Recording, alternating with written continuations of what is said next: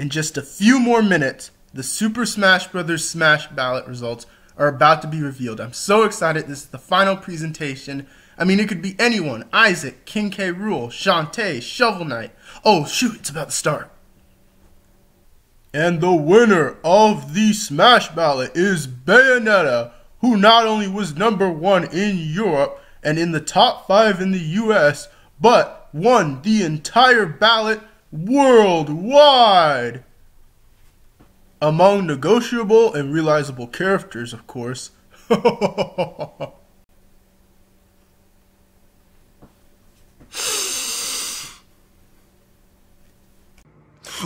if you don't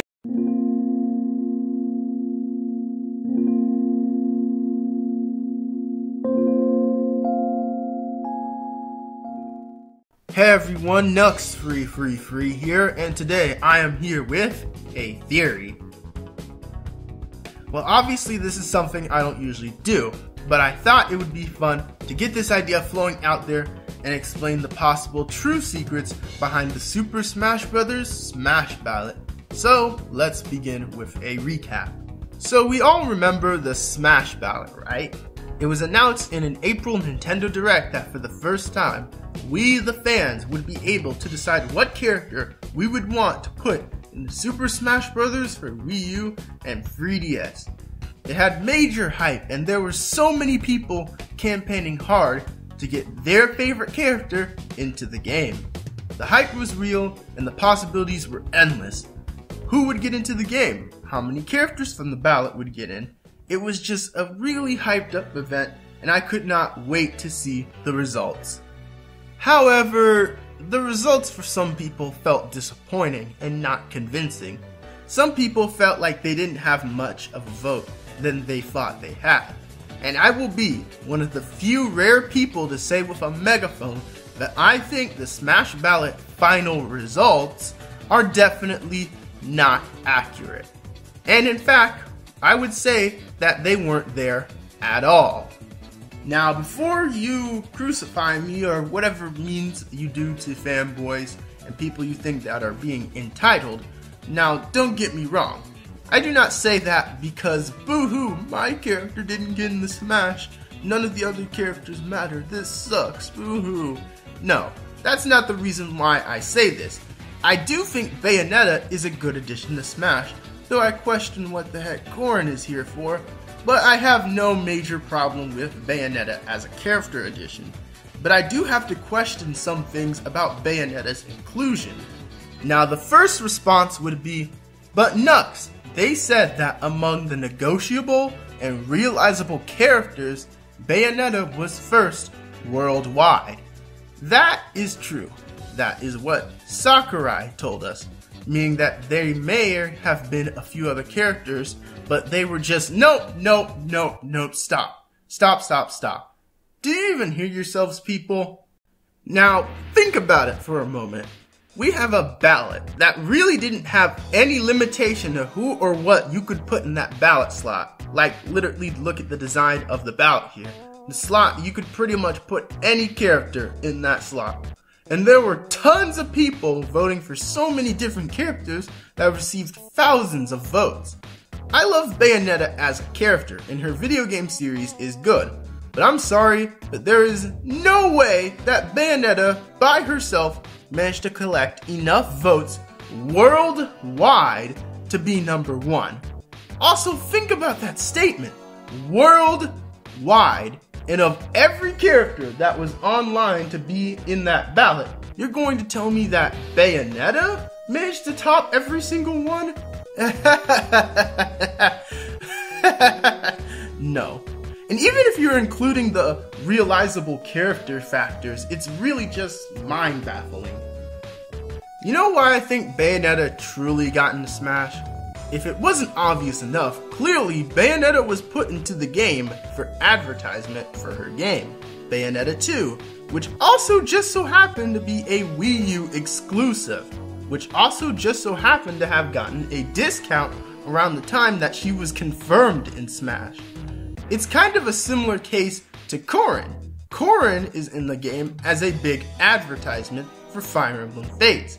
I mean, no one expected Corrin at all, because he, or she, was such a new character and barely had time to be recognized at that point. Especially when you consider it for the US audience, because Fates wasn't even out here yet. So Bayonetta and Corrin were just choices in Smash, not actually voted in or something through the ballot. At least in my theory and idea. I'm not saying that what I'm saying here is absolute fact. I don't have the definitive evidence to prove that. And you don't have to believe what I say here too. But I'm just throwing my logic out there. Another thing that I want to point out is the time frame. Bayonetta had a lot of time worked into her before the Smash Ballot could truly end, it seems like. Making me think that she, as well as her stage, were developed a little into the earlier development time period along with Corrin or Cloud. I still cannot believe Cloud is in this game. So to give a quick recap so you're not confused, basically part of my theory is that Bayonetta is not the real winner of the Smash Ballot. That's the major part of the theory. Now, what else is in this theory? Well, this is kind of where I have to stretch it to the crazier sides of things. You see, people may ask, well then Knux, if you don't think Bayonetta or Corrin or Cloud aren't the ballot winners or something, then who won the Smash Ballot? And it's a question that lingered even in my own mind since I thought up the first part of my theory, which basically that Bayonetta didn't win the ballot. And it made me realize the answer in a kind of twisted way. Now I have a strong feeling in the comment section that people are going to try to argue that this theory isn't really a theory, it's more of a speculation or prediction or something that's along the lines of not really a theory. And even if you do, then that's fine and all, but I just don't really want to hear it. So just hear me out. See, if you haven't heard, there are rumors and some speculation that a port of Super Smash Bros. For Wii U and 3DS will be ported in some form or fashion to the Nintendo NX, Nintendo's next system. It could be a sort of Ultimate Edition that includes all the DLC and the other things with it. See, some people have this idea that more characters could be added in this potential NX version, such as the Ice Climbers or Wolf or other veterans and such like that, since they were kind of originally going to be in the game with others. Okay, so now let me jump into my theory. What if the real Super Smash Bros. Ballot winner, or winners, are in that line of characters in the NX version of Smash 4? Just think about it. The real reason to say Bayonetta had won the ballot was to throw everyone off. But someone would probably ask, but why would Sakurai do that to the dedicated fans? A better question is, when has Sakurai not trolled with the fans before? I mean, think about it. We are currently under the impression that Super Smash Bros. 4 is done. Even the DLC is currently at a standstill. Announcing a new Smash game would definitely be pretty hype, but obviously Smash 5 doesn't seem like it's happening anytime soon. So if this Ultimate Edition does end up being true, which is what the main thing this theory banks on, it will have to have something different to kind of, spice it up. And I think new characters would be one of those things. And my idea is, what if that saying Bayonetta had won the ballot was just to throw us off so that they could throw the real characters we want in this installment? Now again, before you question my logic in this, let's back up again to two major points that I made with Bayonetta, which was point number one, the whole negotiable and realizable character thing. Even though Sakurai said that he was only considering characters that were negotiable and realizable, I still do not think that Bayonetta would come out on top out of all the other characters that were being put forth. And with negotiable and realizable, what you have to understand what that means is, my idea is that it meant characters that they could actually get. Which is like, for example, people want Snake back, but obviously that's a little hard to do with Konami, going through what they're going through. But with this ballot and the fact that negotiable and realizable characters, you would think that there are still plenty of other characters that can be in that status. For example, King K. Rool, for example. He's a first party, Nintendo owns all the rights to him. if he had truly been ahead of Bayonetta, they could have easily made him into a character. And I don't know if King K. Rool was truly ahead of Bayonetta, but I still do not believe that Bayonetta was the top candidate out of all the other candidates that were in this ballot. Now let's backtrack to another point that I made earlier, which was about the time development. Notice how, like I said, it seemed very suspicious that Bayonetta and Corrin, as well as a few other characters, seemed to be pretty well developed for having a pretty direct reveal. Like, I know there was quite a time period between when the ballot was still being run and when, you know, they possibly could have been developing Bayonetta. But when you think about it, that time frame definitely seems weird. Like, Bayonetta seems really polished, as well as her stage, and it seemed like it had a lot of effort put into it, as if it had been worked on way before time, possibly before even the Smash Ballot could have been even a thing. So my idea is that Bayonetta, Corrin, and Cloud were pre-decided characters.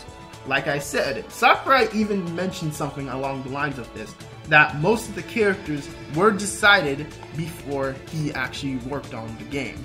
And he didn't really elaborate if this applied to the DLC characters. For some people, for most people, it would imply no, because the DLC characters, as Sakurai put it, were going to be more so fan service. But at the same time, too many of the choices for DLC characters just don't really seem like major crowd fan service. Like, characters like Ryu and Cloud, we thought were impossible.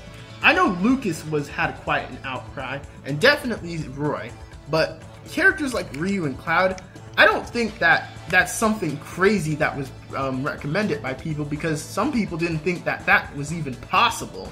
And then we have Bayonetta here, who a lot of people did not think was possible. So it just makes you question, you know, did Bayonetta truly win the ballot? Sakurai said, you know what, let's start working on Bayonetta, developed her in that short time frame, and plopped her into the game. My answer to this, and my personal answer, is no. I think Bayonetta had been worked on way before, at least at some point before even they were tallying up the ballot results, and that the real ballot winners are possibly being saved as characters for the NX version in order to save surprises there. And it would give them more time to look at the ballot results. It would definitely give them more time to develop on those characters, and that's the idea that I have. Other than that, that's pretty much it for my little theory. What do you guys think of this idea, at least? I know I didn't give as much concrete evidence as much as I had hoped. I did make some okay points, I feel like, but I feel like a lot of the points rely more so on a kind of logical standpoint, which you can't really use logic all the time to try and guess Nintendo's ideas. That's not possible. But I got the idea flowing, and who knows, maybe this could all be true and I get all the bragging rights. Or I'm just looking into this deeper than Game Explainer would. But that's all for this video, guys. If you want more from me, you can follow me on Facebook or Twitter. Those are linked in the description below, and other stuff. Other than that, yeah, that's pretty much it for this video. I hope you guys enjoyed, and please, in the comments below, let me know your opinion on this theory, my ideas, and give your own thoughts as to what's up with the Smash Ballot. Do you think that it really is as much of a fraud as I think it is? Or do you think that it's pretty much over? Like, that's it. Bayonetta was the last character, and she legit won the ballot. Other than that, that's pretty much it, guys. This is Knux, free here, out. Peace.